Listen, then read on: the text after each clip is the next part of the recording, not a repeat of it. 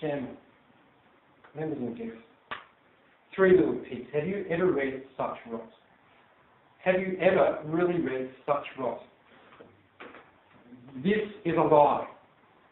It's a lie, I tell you, it is a lie. I know because I was there. I was there, I saw it. I was one of the locals who saw it actually happen. As young as I was there. Absolute rubbish. So I'm going to tell you what actually happened. You see, there was not any pigs. There wasn't a wolf. It was a story that originated here in Australia long, long, long ago. And it was changed by some clever swines who decided to rewrite the story and said, this is the truth. You see, it started off about this young lad, Dingo,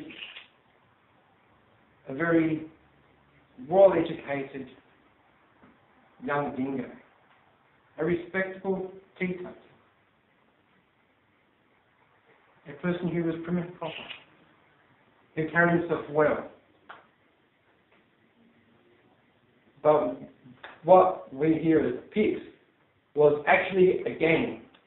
It was a gang of 3 wombats known as the Wobbly Wombat Gang, consisting of 3 people, Tezza, Shazza and Bazza.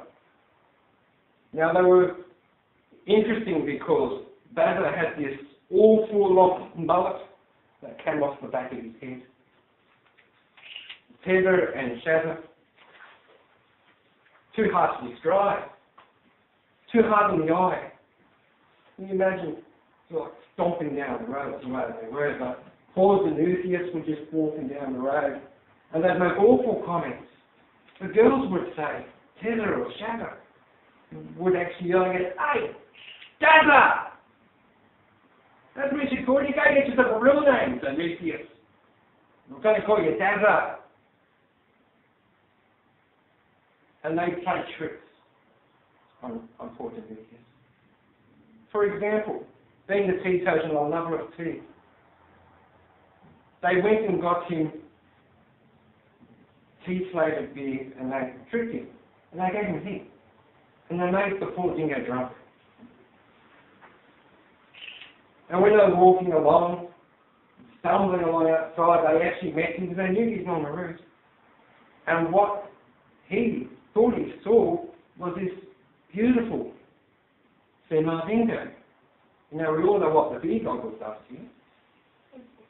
But what these wombats did is they got a beetle and they played around with its ears and put a corset on to sort of suck up its stomach.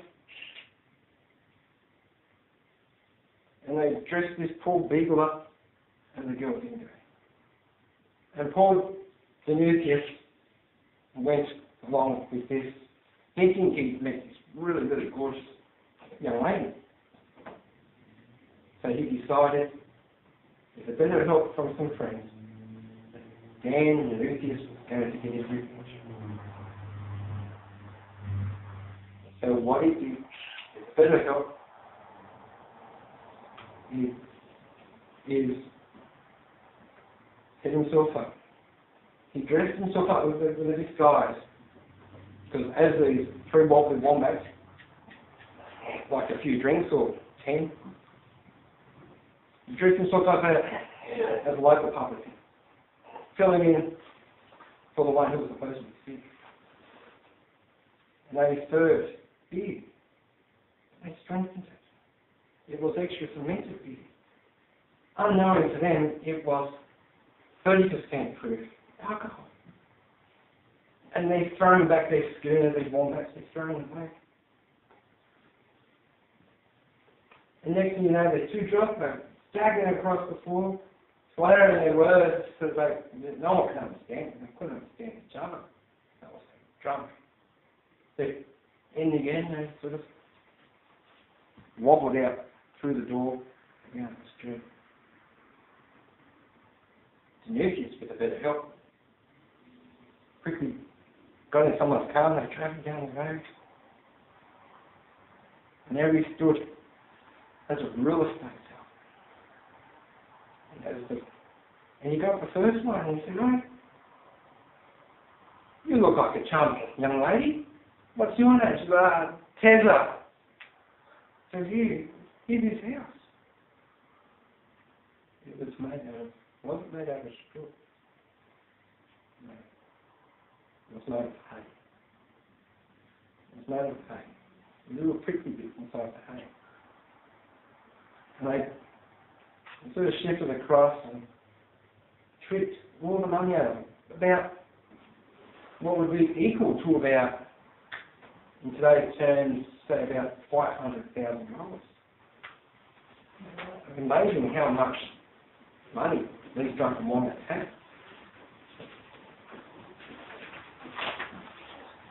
That wombat, what Tezza didn't know was that it was a very quick self-mulching. And it would, once it would mulch so far, it would actually stop implode. So once poor Tezza is asleep, up goes the heart. The smell of bacon is drifting through the air. Everyone knows that the plane's going well. Up comes number 2. Shazza. Pulls Shazza wrong. Talks some money out of Shazza. About the same amount of money. Puts her in, not in a house, but a house made of spinning metal. In the store was made of spinning metal. So Shazza, she goes in. She sleeps it off. Within a couple of hours, she's screaming. They go in, they race, and they get poor Shazza, drop in Shazza out. If you call it 4 numbers, really has pity for it. It calls off the way it's picked on animals, especially for the nucleus. Covered of so many sores and lumps, they had to take her to the hospital. And she didn't come back. She didn't come back because she was too embarrassed, because she knew photos were sent back of fully shaven, ornaments and bandages. It was too embarrassing for a bald wombat to come back, to have that embarrassment. But this is where we come to number 3, Baba. Baba was the one who liked to encourage the girls, and so they got Baba into a mud brick home. He didn't know that he was actually moving into a barbecue. There was a different upside in a barbecue going to the ground, cooked underground with coals, and so he had no idea. He went through and they cut it up and they cooked it. And the way this story ends is that the town came across, they got the first pig, they got the second pig. There was flamed bacon and there was oven roasted pork. And the town came around and they celebrated. And Danusius was now Dan. Dan had his revenge. And that, I guarantee you, on the life of my non-existent great-grandchild, that this is a true story.